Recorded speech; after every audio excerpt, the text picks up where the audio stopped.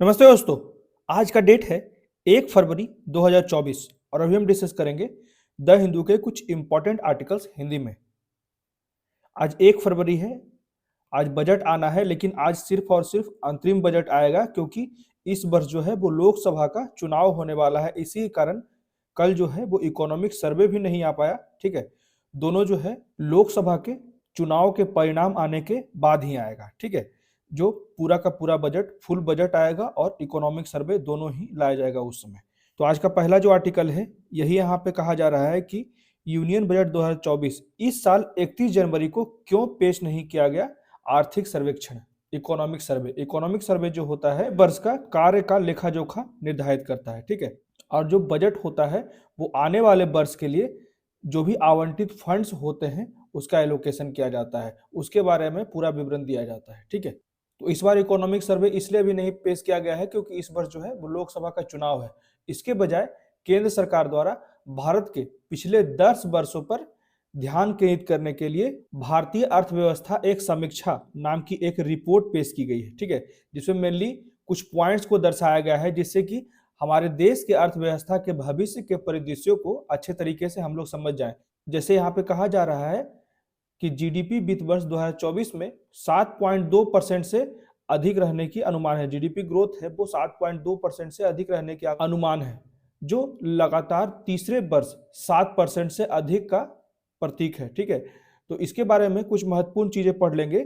सबसे पहले तो जानेंगे कि क्यों इस बार आर्थिक सर्वेक्षण ने दिया। कुछ बातों को हम लोग इसमें जो दिया गया है भारतीय अर्थव्यवस्था एक समीक्षा में जो रिपोर्ट दिया गया है उसमें क्या क्या महत्वपूर्ण बातें की गई, जैसे शिक्षा के लिए क्या गया है, वैश्विक स्तर पर भारत का जो अभी चौथा नंबर पे अर्थव्यवस्था है तो तीसरे नंबर पे कैसे पहुंच जाएगा। अभी हाल ही में हांगकांग को पीछे कर दिया है भारत ने। उसके बाद उच्च शिक्षा के क्षेत्र में क्या क्या भारत के द्वारा योगदान किया जा रहा है। महिलाओं का जो है लगातार जो है श्रम के क्षेत्र में उसका योगदान बढ़ता जा रहा है। तो हर एक चीज को हम लोग विस्तार से पढ़ लेंगे। उसके बाद अगला आर्टिकल जो है भारत फ्रांस रणनीतिक साझेदारी को क्यों खास माना जा रहा है। ठीक है, ऐसा माना जा रहा है कि जैसे अभी हाल ही में भारत के 75वें रिपब्लिक डे के दिन जो चीफ गेस्ट के रूप में आए थे फ्रांस के राष्ट्रपति इमैनुअल मैक्रोन, तो इसी से उम्मीद जताई जा रही है कि भारत और फ्रांस के जो संबंध है और बेहतर होते जा रहे हैं। इससे दोनों देशों को लगातार फायदे होंगे। जहां एक और एक समय था जब फ्रांस की कुछ कॉलोनीज कुछ उपनिवेश थे, ठीक है, भारत में, वहीं वर्तमान समय में देखा जाता है कि संबंध इतने अच्छे हो गए हैं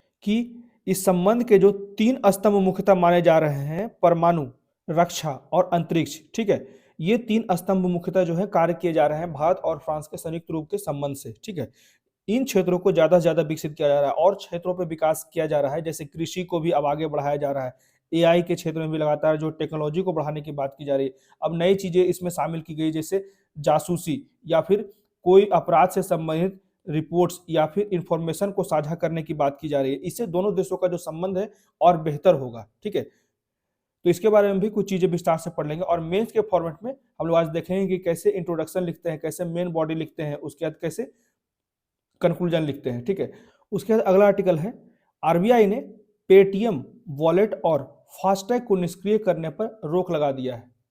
अभी हाल ही में ये ध्यान रखिएगा, ये पूरा का पूरा रिपोर्ट जो है वो पेटीएम पेमेंट बैंक का है। ठीक है, ये ध्यान रखिएगा, पेटीएम पेमेंट बैंक लिमिटेड, उसी पे एक अतिरिक्त प्रतिबंध लगाया गया है और फरवरी के बाद पेटीएम पेमेंट बैंक का जो है अपने मोबाइल वॉलेट के संचालन पर रोक लगा दी गई है 29 फरवरी के बाद से। ठीक है, तो यही पूरा का पूरा मामला है। इसको भी हम लोग विस्तार से पढ़ लें कि क्या कारण है। लगातार आरबीआई के द्वारा नोटिस दिया जा रहा था लेकिन उसकी अवहेलना की जा रही थी कि नए ग्राहकों को ना जोड़ा जाए, लेकिन वो लगातार ऑफलाइन तरीके से भी नए ग्राहकों को जोड़ने का प्रयास कर रहे थे। ठीक है, पेटीएम पेमेंट बैंक के द्वारा, इसी के लिए आरबीआई के द्वारा प्रतिबंध लगा दिया गया है।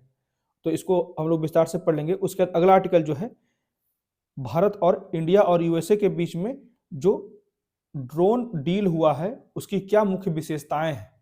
ठीक है, तो इसका नाम याद रखेगा MQ-9B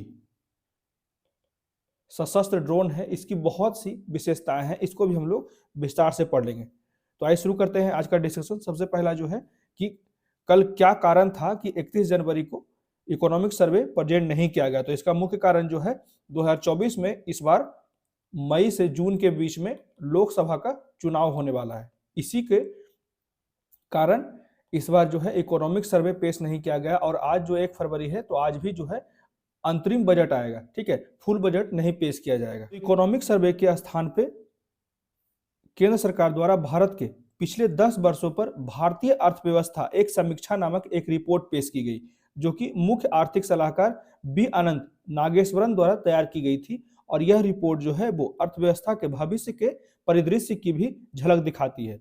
इसमें कहा जाता है कि भारत की जो जीडीपी है वो इस वित्त वर्ष 2024 में लगभग 7.2% जीडीपी ग्रोथ रहने का अनुमान लगाया जा रहा है, जो लगातार तीसरे वर्ष 7% से अधिक वृद्धि का प्रतीक है। और इस वृद्धि का जो श्रेय है वो सार्वजनिक क्षेत्र के निवेश में वृद्धि से है, ठीक है। यहाँ पे क्लियर कहा जा रहा है कि ये जो वृद्धि देखी जा रही है लगातार जीडीपी में, इसका जो मुख्य श्रेय है वो सार्वजनिक क्षेत्र के निवेश में वृद्धि और एक मजबूत वित्तीय क्षेत्र और मजबूत गैर खाद्य ऋण विस्तार को दिया जाता है, ठीक है। इन 3 चीजों को ज्यादा से ज्यादा श्रेय दिया जा रहा है, इसी कारण जो है भारत में जीडीपी का तेजी से ग्रोथ हो रहा है। इसी में आगे कहा जा रहा है कि भारत ने संयुक्त राज्य अमेरिका और ब्रिटेन के बाद दुनिया की तीसरी सबसे बड़ी फिनटेक अर्थव्यवस्था, ठीक है, ये ध्यान रखिएगा, फिनटेक अर्थव्यवस्था के रूप में अपनी स्थिति मजबूत कर ली है और वैश्विक शेयर बाजारों में चौथा स्थान हासिल करने के लिए हांगकांग को पीछे कर दिया है, ठीक है। हांगकांग को पीछे करके चौथा स्थान हासिल कर लिया है अभी भारत और लगातार प्रयास कर रहा है कि तीसरा अर्थव्यवस्था बन सके। और इस सफलता का जो श्रेय दिया जा रहा है मेनली वो घरेलू और अंतर्राष्ट्रीय दोनों निवेश को, अगर ज्यादा से ज्यादा कहीं भी निवेश होगा तो वहां पे डेवलपमेंट ज्यादा होगा। तो निवेशकों की रुचि के साथ साथ निरंतर आईपीओ गतिविधियां, इनिशियल पब्लिक ऑफरिंग, इसी को कहा जाता है आईपीओ गतिविधियां। इसी में आगे कहा जाता है कि प्रमुख सामाजिक और आर्थिक पहलों ने परिदृश्य पर महत्वपूर्ण प्रकाश डाला है। इसी में कुछ बातें यहाँ पे बताया जा रहा है ये रिपोर्ट में कि पीएम जनधन योजना ने बैंक खातों वाली महिलाओं का जो प्रतिशत है उसमें वृद्धि दिखाया गया है, जहां 2015-16 में 53% से बढ़कर 2019 से 21 में प्रभावशाली 78% हो गया। वहीं महिला श्रम शक्ति भागीदारी में भी पर्याप्त वृद्धि देखने को मिली है, जहां 2017-18 में 23.3% से बढ़कर 2022-23 में 37% हो गया महिला का भागीदारी महिला श्रम शक्ति में, ठीक है। और इसका जो मुख्य श्रेय दिया जा रहा है कौशल भारत मिशन को, स्टार्टअप इंडिया को, स्टैंड अप इंडिया जैसी पहलों के कारण जो है वो हमारा ह्यूमन रिसोर्स है, मानव पूंजी निर्माण में महिलाओं की जो भागीदारी है वो लगातार बढ़ी है, ठीक है। तो इसमें उच्च शिक्षा की भी विशेषता को बताया गया है। उच्च शिक्षा में महिला सकल नामांकन लगातार जो है, तो नामांकन अनुपात जो है उसी को कहा जाता है GER, ग्रॉस एनरोलमेंट रेशियो, जो वित्त वर्ष 2001 में 6.7% से बढ़कर वित्त वर्ष 2021 में 27.9% हो गया, जबकि वित्त वर्ष 2005 और वित्त वर्ष 2022 के बीच समग्र GER 24.5% से दोगुना से भी अधिक 58% हो गया, ठीक है। तो देख सकते हैं जो GER का जो वृद्धि हुआ है किस स्तर पे, लगभग दोगुना के स्तर पे हुआ है, ठीक है। तो इसी के लिए यहाँ पे कहा जा रहा है कि सहायक सरकारी उपाय जो है MSME क्षेत्रों में गतिशीलता में भी वृद्धि हो रही है, इस कारण से जो ज्यादा से ज्यादा महिलाएं जो है उच्च शिक्षा के लिए प्रेरित हो रही है। उसी में आगे कहा जाता है कि घरेलू बाजारों के एकीकरण और उत्पादन प्रोत्साहन में वृद्धि के साथ साथ जो हमारा GST है को अपनाने से आर्थिक दक्षता में भी वृद्धि हुई है, जिसके परिणाम स्वरूप रसद लागत, लॉजिस्टिक कॉस्ट, मतलब कि परिवहन, एक स्थान से दूसरे स्थान पे सामान ले आने में जो लागत लगती है उसमें भी कमी आई है। सबको एकीकृत कर दिया गया है, सिंगल विंडो प्लेटफॉर्म बना दिया गया है। इसी कारण जो है इस तरह की वृद्धि हुई है और आर्थिक दक्षता भी बढ़ी है, ठीक है। अब देख लेते हैं सिंपली क्या कहा जाता है आर्थिक सर्वेक्षण को। तो यहाँ पे फिगर में देख सकते हैं जो इकोनॉमी है, इकोनॉमी का आईना होता है इकोनॉमिक सर्वे। बजट से एक दिन पहले पेश किया जाता है इकोनॉमिक सर्वे। इसमें बीते साल, ठीक है, बीते साल का लेखा जोखा और आने वाले साल के लिए सुझाव रहते हैं। 1964 तक इसे बजट के साथ ही पेश किया जाता था और उसके बाद से इसे बजट से पहले पेश किया जाने लगा अलग अलग, ठीक है। तो आर्थिक सर्वेक्षण जो है वो केंद्रीय बजट से एक दिन पहले केंद्र द्वारा प्रस्तुत किया गया एक दस्तावेज है और यह एक व्यापक वार्षिक रिपोर्ट है, ठीक है, जो पिछले वित्त वर्ष में भारतीय अर्थव्यवस्था के प्रदर्शन को प्रदर्शित करती है और भविष्य के लिए बेहतर जानकारी के लिए उतार चढ़ाव को भी चिन्हित करती है, प्रकाश डालती है। तो बजट प्रस्तुत करने की पूर्व संध्या पर मुख्य, इसे कौन पेश करता है, तो मुख्य आर्थिक सलाहकार, ठीक है, चीफ इकोनॉमिक एडवाइजर, ठीक है, ये याद रखिएगा। चीफ इकोनॉमिक एडवाइजर के द्वारा ही आर्थिक सर्वेक्षण इकोनॉमिक सर्वे पेश किया जाता है, जिसमें पिछले बजट के कामकाज पर प्रकाश डाला जाता है और भारतीय अर्थव्यवस्था के लिए आगे क्या हो सकता है इस पर भी अंतर्दृष्टि प्रदान की जाती है। ठीक है, तो समझ गए, क्लियर हो गया कि 31 जनवरी को क्यों इकोनॉमिक सर्वे नहीं आया। चूंकि यह पूर्ण बजट सत्र नहीं है, इसलिए इस साल आर्थिक सर्वेक्षण पेश नहीं किया जाएगा। वास्तव में 1 फरवरी को बड़ी घोषणा या नीति में बदलाव की घोषणा नहीं की जाएगी, क्योंकि जो हमारे अभी वर्तमान के वित्त मंत्री हैं निर्मला सीतारमण, उन्होंने कहा कि इस बार केवल और केवल अंतरिम बजट 2024 ही पेश किया जाएगा। लोकसभा चुनाव 2024 जो है इस साल अप्रैल मई में होने वाली है, इसी वजह से इस बार पूर्ण बजट पेश नहीं किया जाएगा। और जब पूर्ण बजट पेश किया जाएगा तो उसी समय आर्थिक सर्वेक्षण भी जुलाई में पेश किया जाएगा। ठीक है, ये ध्यान रखिएगा, जब लोकसभा का चुनाव का परिणाम आ चुका होगा, नई सरकार बन चुकी होगी, नया मंत्रिमंडल गठित हो चुका होगा। चूंकि सर्वेक्षण दस्तावेज कल जारी नहीं होगा, इसलिए जब इकोनॉमिक सर्वे जारी नहीं किया गया तो इसी के स्थान पे निर्मला सीतारमण ने 29 जनवरी को भारतीय अर्थव्यवस्था एक समीक्षा की एक शीर्षक से एक रिपोर्ट जारी की, जिसमें पिछले 10 वर्षों से भारतीय अर्थव्यवस्था की शीर्ष झलकियां दिखाई गई, मुख्य पॉइंट्स को दर्शाया गया। ठीक है, जिसमें महिलाओं के बारे में बताया गया, उसके बाद वैश्विक स्तर पर भारत का जो इकोनॉमी लगातार इन्हांस करता जा रहा है। ठीक है, उसके बाद जीएसटी के भी विस्तार को भी बढ़ावा देने की बात की जा रही है। तो ये सारी चीजें बताया गया। अब बढ़ते हैं अगले आर्टिकल की तरफ। इसमें कहा जाता है what makes the India France strategic partnership stick, मतलब कि ऐसा क्या है जो भारत और फ्रांस के संबंधों को इतना खास बना रहा है। जैसे कि फ्रांसीसी राष्ट्रपति इमैनुअल मैक्रोन इस वर्ष भारत के 75वें गणतंत्र दिवस पर मुख्य अतिथि थे, और यह उनकी 2018 की राजकीय यात्रा और पिछले वर्ष भारत द्वारा आयोजित G20 शिखर सम्मेलन के बाद भारत की उनकी तीसरी यात्रा थी। 14 जुलाई 2023 को फ्रांस के, तो ये भी ध्यान रखिएगा, 14 जुलाई 2023 को फ्रांस के बैस्टिल दिवस में भी भारत के जो प्रधानमंत्री हैं नरेंद्र मोदी जी वहां पे शामिल हुए थे मुख्य अतिथि के रूप में। और उसी नरेंद्र मोदी की यात्रा के 6 माह के भीतर यह स्पष्ट है कि दोनों देश एक रणनीतिक साझेदारी साझा कर रहा है जो कि विशेष है। ठीक है, यह कोई रहस्य नहीं है कि शुरुआत में ये क्लियर कहा जा रहा है इसमें राइटर के द्वारा कि शुरुआत में यूएसए के राष्ट्रपति को ही आमंत्रित किया गया था चीफ गेस्ट के रूप में। ठीक है, और यह योजना बनाया गया था कि उसी के साथ साथ ऑस्ट्रेलिया और जापानी नेताओं ने भी आमंत्रण स्वीकार कर लिया था और ये चारों मिलकर फिर से क्वाड का एक मीटिंग करते थे, लेकिन वहां पे असमर्थता जताई गई यूएसए के राष्ट्रपति जो बाइडेन के द्वारा। उसी के बाद से जो अगला आमंत्रण किया गया भारत के द्वारा वो फ्रांस के राष्ट्रपति मैक्रोन को बुलाया गया। ठीक, और तुरंत ही फ्रांस के राष्ट्रपति ने भारत के निमंत्रण को स्वीकार कर लिया। ठीक है, उसी की बात यहाँ पे की जा रही है कि श्री मोदी द्वारा स्थापित व्यक्तिगत संबंधों और संबंधों को दिए जाने वाले महत्व को उजागर करता है यहाँ पे। अब देख लेते हैं, मान लीजिए अगर कोई क्वेश्चन आता है इंडिया और फ्रांस का जो अभी वर्तमान का संबंध है इतना खास क्यों है। ठीक है, तो यही बातें यहाँ पे इंट्रोडक्शन में लिख सकते हैं कि भारत के कुछ हिस्से, इंट्रोडक्शन में थोड़ा सा एक झलक दिखाना चाहिए हिस्ट्री का, इसलिए यहाँ पे मैं लिखा हूं कि भारत के कुछ हिस्से एक समय ऐसा था कि फ्रांस के उपनिवेश में शामिल था। वहीं वर्तमान समय में भारत के 75वें गणतंत्र दिवस में मुख्य अतिथि के रूप में फ्रांस के राष्ट्रपति इमैनुअल मैक्रोन शामिल हुए और इस तरह जो है वो वैश्विक स्तर पे भारत का जो कद है बढ़कर सामने आया है। ठीक है, तो इसी में कुछ बातें की जा रही है। जैसे मेन बॉडी में हम लोग लिख सकते हैं कि भारत फ्रांस का संबंध में क्या क्या मुख्य विशेषता है। तो 18वीं शताब्दी में अगर देखा जाए तो फ्रांस उपनिवेश जो भारत में था, वह 1948 की बात की जा रही है कि भारत और फ्रांस के बीच में अनेक राजनयिक गठबंधन भी किए गए। वहीं आगे चलकर यह सामरिक भागीदारी में बदल गई 1998 में भारत और फ्रांस के बीच में। ठीक है, इसी में जैसे द्विपक्षीय संबंध अभी बनाए जा रहे हैं उसको मुख्यतः तवज्जो दिया जा रहा है इन 3 स्तंभों पे, जिसमें परमाणु के क्षेत्र में, अंतरिक्ष के क्षेत्र में और रक्षा के क्षेत्र में लगातार विकास के लिए दोनों देश एक दूसरे को सहयोग कर रहे हैं। इसी में कहा जाता है कि जैसे स्पेस कोऑपरेशन की बात की जा रही है अंतरिक्ष के लिए, तो यहाँ पे इसरो का जो विजन है वीनस के तरफ अपने योजना बनाने के लिए, तो यहाँ पे फ्रांस के द्वारा इस पे मदद किया जा रहा है। वहीं रक्षा के क्षेत्र में कोऑपरेशन की बात की जा रही है, तो अभी राफेल डील की बात की जा रही है। अभी वर्तमान समय में कुछ समस्याएं आ गई है, राजनीतिक समस्याएं, जिसके कारण ये जो है डील अभी डिले हो गया है, लेकिन अभी भी ये समाप्त नहीं हुआ है। ठीक है, इस पे भी कार्य चल रहा है। और आगे इसमें कहा जाता है न्यूक्लियर कोऑपरेशन की बात की जाती है, परमाणु समझौते की, तो यहाँ पे तारापुर में नाभिकीय शक्ति संयंत्र न्यूक्लियर प्लांट के लिए फ्रांस जो है वो भारत का सहयोग कर रहा है। ठीक है, उसके बाद और भी कुछ मुद्दों में भारत का सहयोग फ्रांस के द्वारा किया जा रहा है। जैसे आतंकवादी विरोधी मुद्दे पर वैश्विक स्तर पर अगर भारत कोई कदम उठाता है तो वहां पे फ्रांस के द्वारा सहयोग किया जाता है। उसके बाद खुफिया जानकारी भी साझा करने के लिए एकजुटता दिखाई जा रही है भारत और फ्रांस के बीच में।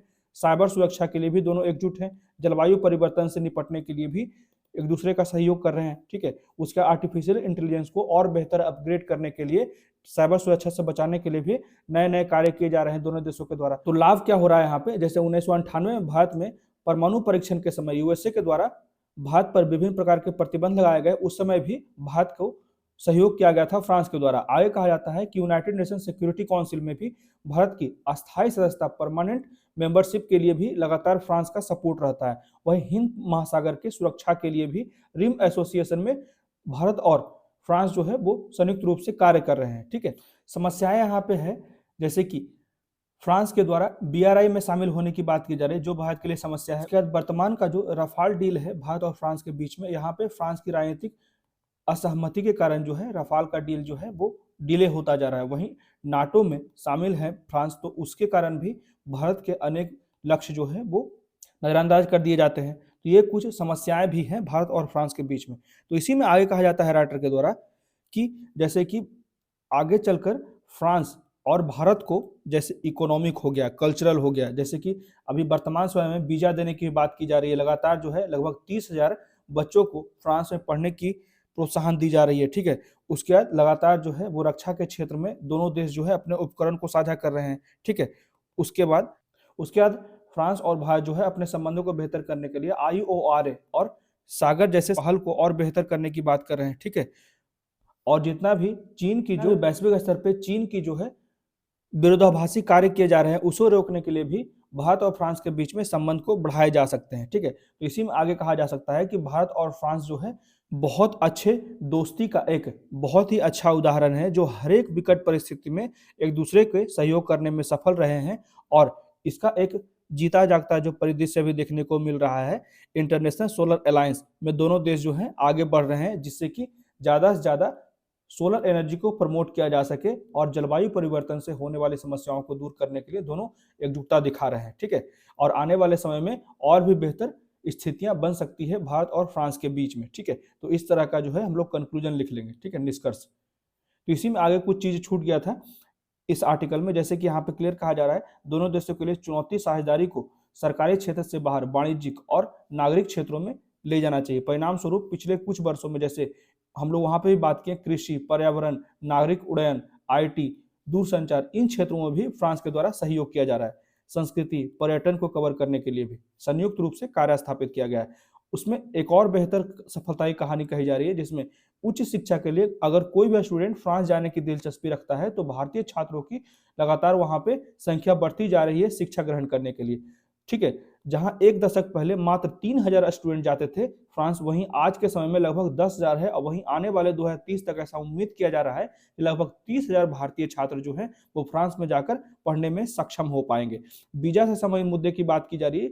इसी को फ्रांस में स्नातकोत्तर मतलब कि ग्रेजुएशन पाठ्यक्रम करने के लिए भारतीयों के लिए 5 साल के, ये याद रखेगा, शेंगेन वीजा जो ग्रेजुएशन के लिए किया जा रहा है के साथ संबोधित किया जा रहा है। और माइग्रेशन और मोबिलिटी पार्टनरशिप एग्रीमेंट के तहत यंग प्रोफेशनल्स स्कीम के संचालन में भी मदद मिलेगा। और पिछले साल विश्वविद्यालय अनुदान आयोग ने भारत में परिसर स्थापित करने वाले विदेशी विश्वविद्यालयों के संबंधों में नियमों में भी संशोधन किया गया है, ठीक है। ये कुछ इनिशिएटिव दोनों देशों के द्वारा लिया जा रहा है, जिससे कि हम अपने सांस्कृतिक क्षेत्रों को भी बेहतर कर सके, शिक्षा के क्षेत्रों को भी बेहतर कर सके, ठीक है। तो ये था पूरा का पूरा आर्टिकल, जिसमें इंडिया और फ्रांस के संबंधों को अच्छे तरीके से हम लोग समझे। अगर कोई समस्या रह गया तो प्लीज मुझे कमेंट करके बताएं।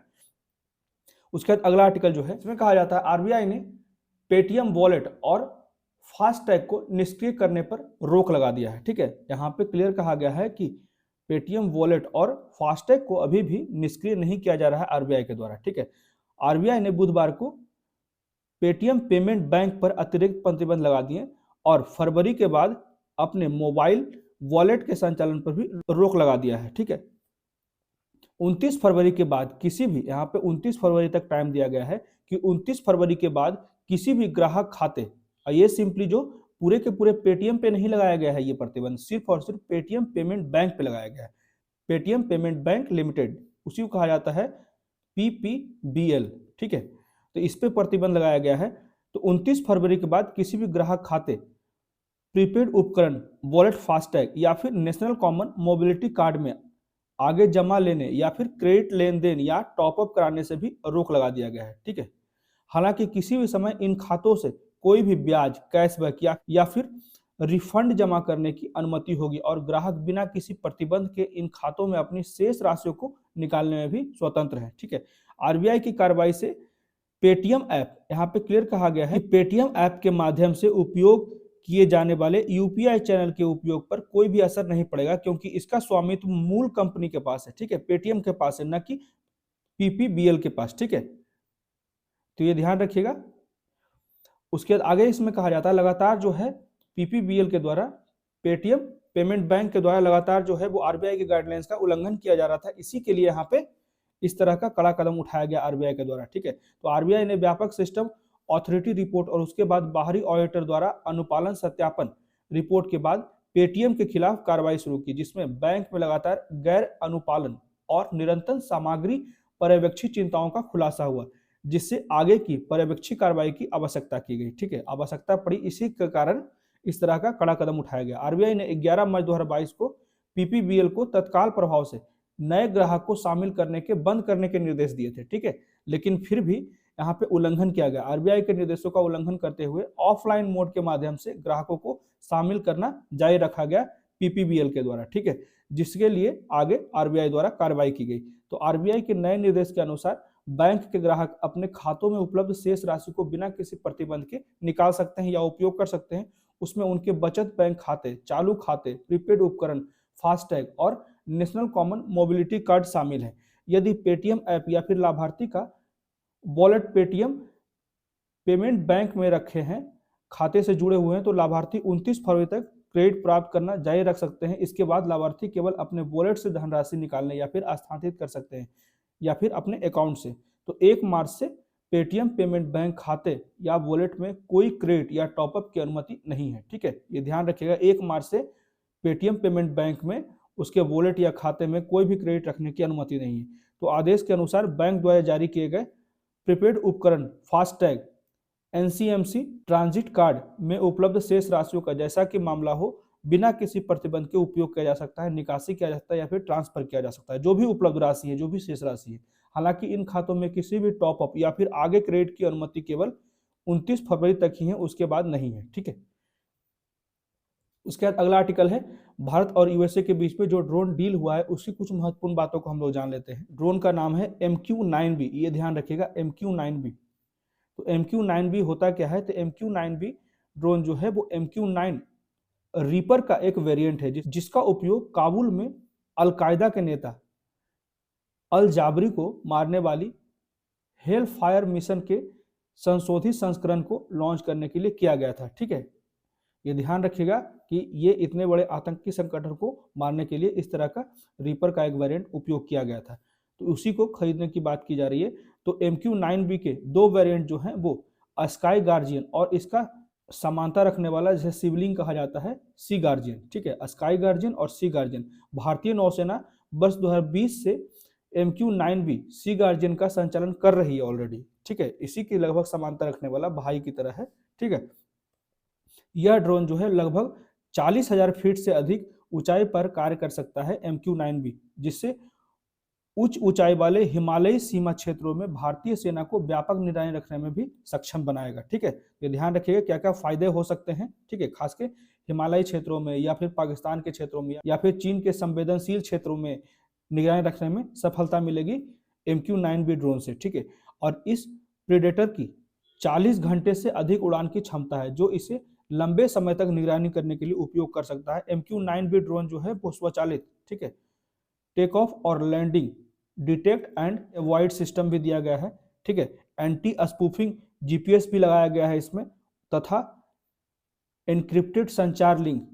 ठीक है, जो भी कम्युनिकेशन हो रहा है उससे कोई डिकोड नहीं कर पाए। ठीक है, एनक्रिप्टेड संचार लिंक भी दिया गया है। जैसी उन्नत सुविधाएं से लैस है ये MQ-9B ड्रोन। ठीक है, तो भारत की आवश्यकता क्यों है MQ-9B ड्रोन की? तो भारत को विशेष रूप से लद्दाख, मैंने पहले ही बोला ना कि चीन की संवेदनशील क्षेत्र और भारत और पाकिस्तान का जो सीमा क्षेत्र है, संवेदनशील क्षेत्र है, उसके लिए बहुत ही आवश्यक है MQ-9B। ठीक है, तो भारत को विशेष रूप से लद्दाख में चीन के साथ चल रहे गतिरोध और पाकिस्तान के साथ बढ़ते तनाव के संदर्भ में अपनी भूमि तथा समुद्री सीमाओं पर निगरानी एवं स्ट्राइक क्षमताओं को बढ़ाने के लिए MQ-9B सशस्त्र ड्रोन की आवश्यकता है। हिंद महासागर क्षेत्र में चीनी पनडुब्बियों और युद्धपोतों की बढ़ती उपस्थिति का मुकाबला करने के लिए संचार और व्यापार के अपने महत्वपूर्ण समुद्री मार्गों की रक्षा करने के लिए भारत को MQ-9B सशस्त्र ड्रोन की आवश्यकता है। वहीं आगे भारत को कश्मीर और अन्य आतंकवाद ग्रस्त क्षेत्रों में आतंकवाद विरोधी अभियान के लिए भी MQ-9B सशस्त्र ड्रोन की आवश्यकता है। ठीक है, भारत को इससे क्या क्या लाभ होंगे, तो MQ-9B सशस्त्र ड्रोन से मानव युक्त विमानों या फिर पायलट को जोखिम में नहीं डाला जाएगा, उसको जोखिम में डाले बिना लंबी दूरी की निगरानी रखी जा सकती है। जैसे एयरफोर्स का उपयोग करके हम लोग डालते थे, तो अगर उस पर कोई भी एयर स्ट्राइक हो जाता था तो किसी की भी जान जा सकती थी। लेकिन यहाँ पे तो ये जो ड्रोन है ये विदाउट ह्यूमन ही चलेगा। ठीक है, ये तो दूर से रिमोट के द्वारा ही संचालित किया जा सकता है। इसी के लिए किसी की जान मान की हानि भी नहीं होगी और बेहतर तरीके से निगरानी किया जाएगा और सटीक हमले करने में भी सक्षम है। ठीक है, इसी में आगे कहा जाता है जो भारत और प्रशांत क्षेत्र में भारत के लिए एक प्रमुख भागीदार के रूप में भी उभरेगा। ठीक है, यहाँ पे